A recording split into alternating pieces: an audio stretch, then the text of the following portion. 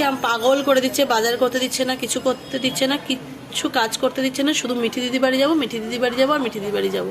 এখন দাঁড়িয়ে আছে রাগ করে। কোথায় যাবি? হবে না, চলো চলো। মিঠি দিদি স্কুলে গেছে।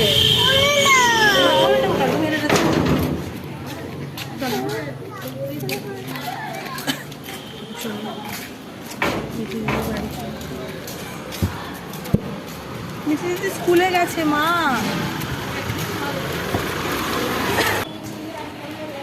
চলে এসছে। অনেকবার সকাল থেকে বলছি মিঠি দিদি স্কুলে গেছে, মিঠি দিদি স্কুলে গেছে, কিছুতেই শুনছেন। দেখ কে এসছে।